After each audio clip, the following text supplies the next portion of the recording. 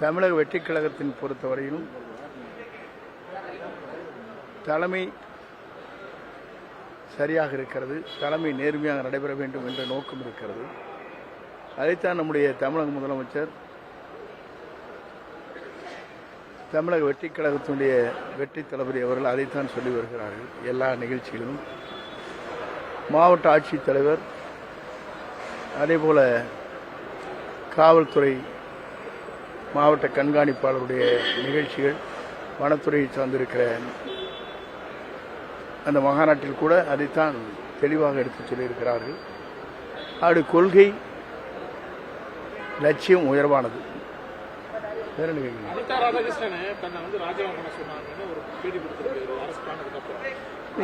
காவல்துறை எங்களை மிரட்டுறாங்க அப்படின்னு பொறுத்தளவுக்கு வந்துங்க, காவல்துறை தவறு செய்தவர்கள் மீது நடவடிக்கை எடுத்துக் கொண்டிருக்கிறது. இதை பொறுத்தவரையிலும் இதற்கு முன்னாலே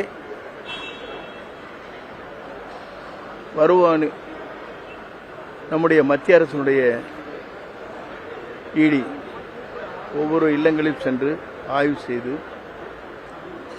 அதை பற்றி மாநில அரசுக்கு தொடர்பு கொண்டு ஏன் இவர்கள் மீது வெல்த் கேஸ் போடவில்லை என்பதுதான் அவருடைய கோரிக்கையாக இருக்கிறதே தவிர வேறொன்றுமில்லை. எங்களுக்கு தனிப்பட்ட முறையில் நம்முடைய முதலமைச்சரை பொறுத்தவரையிலும் சிறந்த ஆட்சி நடத்த வேண்டும் என்ற நோக்கம் தவிர வேறொன்றுமில்லை. அதைத்தான் அவர் செய்து வருகிறார். அதே நேரத்தில் அனிதா ராதாகிருஷ்ணனை பொறுத்தவரை ராஜினாமா செய்யுங்கள் என்று யாரும் வற்புறுத்தவில்லை. ஏதோ செய்தியை சொல்ல வேண்டும் என்று சொல்லியிருக்கிறாரே தவிர யார் வற்புறுத்தினார் என்ற நிலையை தெளிவாக எடுத்து சொன்னால் அதற்கு பதில் சொல்ல இயலும்.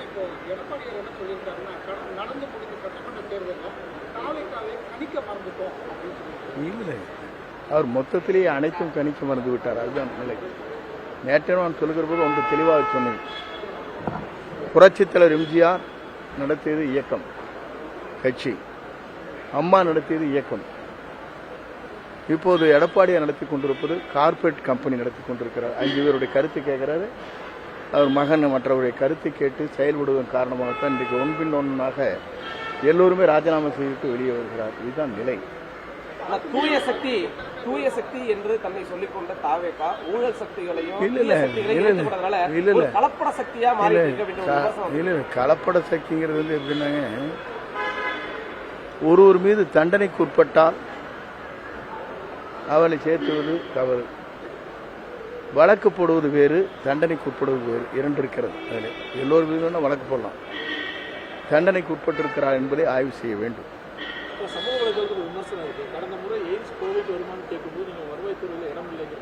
இல்லை வருவாய்த்துறையை பொருள் இல்லை சமூக வலைத்தளத்தில் வந்து தனியார் மருத்துவமனைக்காக நான் பேசுவதில்லை. நான் என்றைக்குமே என்னுடைய மைத்தூருடைய மருத்துவமனை, கோவை மெடிக்கல் சென்டர், எப்பவுமே அங்கே ட்ரீட்மெண்ட் எடுத்துருக்கேன். இதுக்கு என்ன இல்லை ஐயா, அதுக்கு என்ன எய்ட்ஸ் மருத்துவமனை எங்கே கொண்டு வர வேண்டும் என்று முதலமைச்சர் முடிவு செய்வார். சிறந்த இடத்தை நாங்கள் தேர்வு செய்யணும். நீங்கள் அதை பற்றி கவலைப்பட வேண்டியதில்லை. இப்போ ஏர்போர்ட்டுக்கு நாங்கள் இடம் தேடிட்டு இருக்கோம். ஒன்றும் 10 ஏக்கரை வாங்க முடியல, ஒன்று 3 ஏக்கர் ஒரு இடத்துல வாங்கணும், இன்னொரு 7 ஏக்கரை வாங்கணும். இதற்கே நாங்கள் போராடி கொண்டிருக்கோம். உங்களுக்கு தெரியாது ஒன்றில்லை. இன்று கோவையை பொறுத்தவரையிலும் ஏறத்தாழ தமிழ்நாட்டில் முக்கிய இடமாக 100% விலை உயர்ந்திருக்கிறது. எல்லாருக்கும் தெரியும். நீங்களே வாங்க முடியாது. ஒரு இடத்த வாங்கினா அவ்வளோ சுலபமான காரியம் இல்லை. கோவையை பொறுத்தளவுக்கு சென்னை விட கூடுதலாக இருக்கு. ஆறு இங்கே ஒரு இடம் வேணும், 100 ஏக்கர் வேணும். அதற்கு எங்கே இருக்கிறது என்பதை நாங்கள் ஆய்வு செய்து கொண்டிருக்கிறோம். இங்கே வராதுன்னு நான் சொல்ல, இடத்தை தேடிக்கொண்டிருக்கோம்னு சொன்னால் இடத்தை சில இடத்துல நாங்கள் எந்தெந்த இடத்துக்கு கொண்டு வரலாம் என்பதை ஆய்வு செய்து கொண்டிருக்கோம். எங்கள் அருகாமல் இருந்தால் தான் முடியும். ஏர்போர்ட்டோ ரயில்வே ஸ்டேஷனோ இருந்தால் மட்டும்தான் அது வெற்றிகரமாக முடிக்க முடியும். அது நேஷனல் ஹைவேஸ் இருக்க வேண்டும். இல்லை தேசிய நெடுஞ்சாலையில் இருந்தால் மட்டும்தான் போக்குவரத்து நெரிசல் இல்லாமல் அவர்களை அந்த எய்ட்ஸ் மருத்துவமனை கொண்டு வருகிற போது அது வளர்ச்சிக்கு ஒன்றாக இருக்கும். நாங்களும் சில இடங்களை பார்த்து கொண்டிருக்கிறோம். நம்முடைய மக்கள் நல்வாழ்வுத்துறை அமைச்சர் அவர்களும் அதை ஆய்வு செய்து கொண்டிருக்கிறார்கள். அதை முதலமைச்சருடைய கவனத்திற்கு எடுத்துக் கொள்வோம். வேற விவகாரத்தில் இன்னும் செந்தில் பாலாஜி காவல்துறை நெருங்காமல் இருக்காங்க. அவருக்கு தொடர்பு இருக்கும், தொடர்பு செய்திகள் வந்துட்டு இருக்கு. காவல்துறை விசாரணை அவங்க ரிலேஷன் தான் எல்லாருமே ஈடுபட்டதாக சொல்றாங்க. இல்லை, ஒன்றின் பின் ஒன்றாக ஒவ்வொருகளை அழைத்து வந்து விசாரிக்கின்ற போது இதற்கு யார் மூல காரணம் என்பதை அவர் சொல்லுகிற போதுதான் வழக்கு யார் மீது தொடுக்கப்பட வேண்டும், யார் அதற்கு மூல காரணம் என்பதை தெரிந்து கொள்ள வேண்டும் என்றே வேறொன்றும் இல்லை.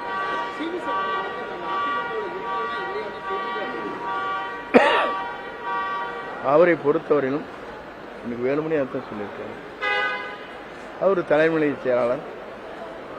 ஒரு காலத்திலே அங்கே இருக்கிற எதிர்கட்சியினுடைய கொறடாவாக இருந்தார். யாரப்பா போட்டு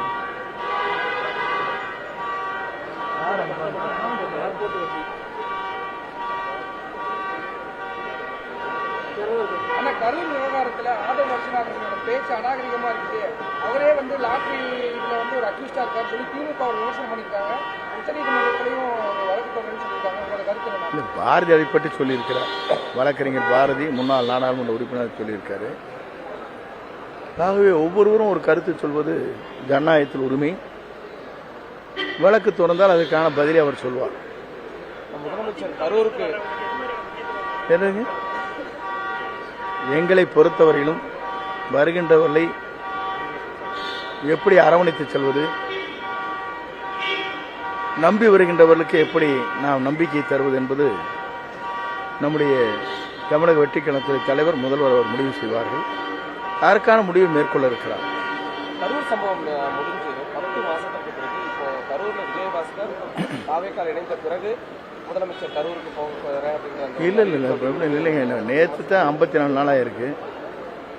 தொடர்ந்து ஆளுநர் உரை, ஆட்சியில் இருக்கிற நிதி நெருக்கடி, அதற்கு பிறகு மாவட்ட ஆட்சித்தலைவர், காவல்துறை மாவட்ட கண்காணிப்பாளர், அதேபோல வனத்துறையை சார்ந்தவருடைய மகாநாடு 2 நாட்கள் தொடர்ந்து நடைபெற்றது. இன்றைக்கு தொடர்ந்து ஆய்வுப் பணிகள் நடைபெற்றுக் கொண்டு துறையின் வாரியாக உங்களுக்கு தெரியும்.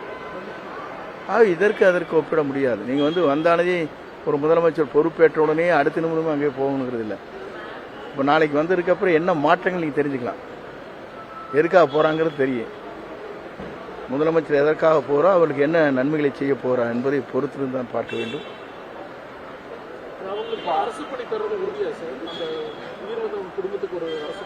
பொறுத்திருந்து பாருங்கள், நல்லதே நடக்கும். ஆனால் அரசு துறைகளில் தொடர்ந்து லஞ்ச ஒழிப்புத்துறையினர் சோதனை நடத்திட்டு இருக்காங்க. ஒரு துறை வாரியாக இல்லை, பொதுவாக வந்து தவறுகள் நடந்துவிடக்கூடாது என்பதிலே அவர் கண்காணித்து வருகிறார். ஆகவே ஒவ்வொரு துறையும் சரியாக இருக்கிறதா என்பதை ஆய்வு செய்வதற்கு நம்முடைய 2 துறைகள் இருக்கிறது. அதில் ஒன்று நம்முடைய அதிகப்படியான சொத்துக்களை சேர்ப்பதற்கு வெல்த் கேஸ் என்று சொல்வார்கள், அதற்கான ஒரு துறை. மற்ற துறைகள் எப்படி ஒவ்வொரு அதிகாரிகளும் இயங்குகிறார்கள், இந்த புதிய அரசு பொறுப்பேற்றதற்கு பிறகு செயல்பாடுகள் எப்படி இருக்கிறது என்பதை ஆய்வு செய்கின்ற துறையும் இருக்கிறது. 2 துறையும் முதலமைச்சருடைய நேரடி பார்வையில் இருக்கிற துறைகள். பணியிடங்கள் அரசு வழக்கறிஞர் பணியிடங்கள் தான் தாவேக அரசு தங்களுக்கு வேண்டியவங்களை வந்து பணியமர்த்துதுன்னு சொல்லி நயினார் நாகேந்திரன் விமர்சனத்தை வச்சிருக்காரு. இது வந்து அரசு வேலையை நம்பி இருக்கிற இளைஞர்களோட கனவை வந்து ரைட்டு. இதே நயினார் நாகேந்திரனுடைய பிஜேபி இருக்கின்ற அரசு பிஜேபியுடைய அங்கே மத்தியில் ஆளுகிற போது இந்த மாநிலத்தில் யார் நியமித்தார்கள் என்பது நீங்கள் தெரிந்து கொள்ள வேண்டும். அவங்க லீகல் அட்வைஸ் போட்டாங்கல்ல, பிஜேபி சம்பந்தம் ரயில்வே இருந்தாலும் மற்ற துறையாக இருந்தாலும் போட்டிருக்காங்க. அது யாரை போட்டிருக்கோம் பட்டியலை அவர் படிக்கிட்டு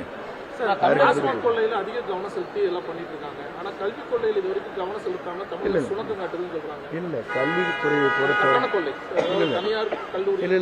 இல்லை தனியார் கல்லூரி பள்ளியை பொறுத்தவரையும் தெளிவாக ஒவ்வொரு அமைச்சரும் ஆய்வு செய்து கொண்டிருக்கிறார்கள். படிப்படியாகத்தான் அதை நிறைவேற்ற வேண்டும். நிறைவேற்ற வேண்டும் என்று ஆய்வு போகலங்க. இப்போ வந்து மினிஸ்டர் வந்து அமெரிக்கா போயிட்டாரு, ஒரு 6ஆம் தேதி வராரு. கல்வித்துறை அமைச்சர் வந்து பல்வேறு பணிகள் இருக்குது, உங்களுக்கு தெரியாதுல்ல. ஆளுநரோடு சேர்ந்து எத்தனை துணைவேந்தர்கள், எத்தனை வந்து ரிஜிஸ்ட்ரார் நியமிக்கப்பட வேண்டும், எல்லாம் காலியாக இருக்குது. இது முதல்ல அதை சரி பண்ணால் தான் இங்கே வந்து மற்ற சரி பண்ண முடியும்.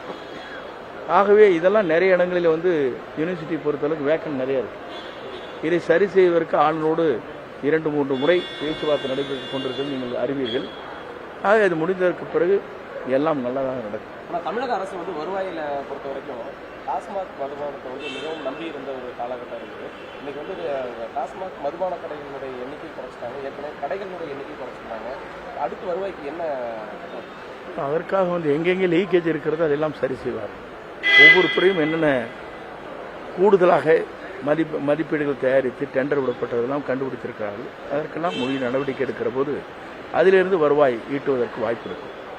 தனியார் பள்ளிகளில் வந்து படிப்படியாக தான் பண்ண முடியும் அப்படின்னு சொல்றீங்க? இல்லை, படிப்படியாக நான் சொல்லவே இல்லை. ஒன்றும் சொல்லாரே நீங்கள் சொல்லிட்டீங்களே, படிப்படியாக பண்ணுறதில்ல. இப்போ வந்து தனியார் கல்லூரிகள் பொறுத்தவரையும் தனியார் பள்ளியை பொறுத்தவரையும் நேர்மையான முறையில் ஆட்சி நடைபெற வேண்டும் நாம் கருதுகிறோம். எடுத்தெடுப்பில் தடார் கூட நடிக்க முடியாது. நீங்கள் ஈக்குவலாக இருக்காங்க, அவங்களும் ஓரளவுக்கு வந்து 30% இருக்காங்க. எந்த கல்லூரியாக இருந்தாலும் இப்போ வைஸ் சான்சலர் வேணும், அதற்கு பிறகு ரிஜிஸ்ட்ரார் வேணும். எத்தனை இடங்கள் காலி பணிகள் இருக்குதுன்னு உங்களுக்கு தெரியும். எத்தனை யூனிவர்சிட்டியில் வந்து வைஸ் சான்சலர் இல்லைங்கிறது உங்களுக்கு தெரியும். இதையெல்லாம் நிரப்பினதுக்கு பிறகு தான் நடவடிக்கை எதுவாக இருந்தாலும் எடுக்க முடியுமே தவிர தனிப்பட்ட முறையில் அமைச்சர் நேரடியாக நடவடிக்கை எடுக்க இயலாது. கட்டணத்தை கண்காணிக்கிறது இந்த கட்டணங்கிறது வேறு. கட்டணம் முடிஞ்சு போச்சுங்க, இப்போ எல்லாம் அட்மிஷனே முடிஞ்சு எல்லாம் காலேஜ் ஆரம்பிக்க போகுது. இப்போ கேள்வி கேட்டிருக்கிறீங்க. நாங்கள் இல்லை அதில் நான் சொல்ல வரை கேளுங்க. இந்த கேள்விக்கு மடக்கூடாது. நான் சொல்லி முடிக்கிறேங்க ப்ளீஸ். என்னங்க, ஒரு அரசு பொறுப்பேற்றதற்கு பிறகு என்னென்ன செயல்பாடுகளை செய்யலாம், எதை செய்தால் சரியாக இருக்கும்னு யோசிக்கிற நாட்கள் இருக்கிறது. அதைத்தான் நாங்கள் தெளிவாக சொன்னோம். எங்களுக்கு ஒரு 6 மாத காலம் பொறுத்திருங்கள், என்னென்ன நடவடிக்கை நாங்கள் மேற்கொள்கிறோம் என்று நீங்கள் பார்த்து தெரிந்து கொள்ளலாம் என்று முதலமைச்சர் சொல்லியிருக்காரு. இப்போ 55 நாள் தான் ஆயிருக்கு. இல்லை அனுபவம் வாய்ந்த ஒருத்தர் மட்டும் பண்ணிட முடியாது. நான் என் துறையை பார்க்கலாம், சில தவறுகள் நடைபெறுவது உடனடியாக இந்த இடத்துல மாற்றங்கள் செய்யப்பட்டு வருகிறது.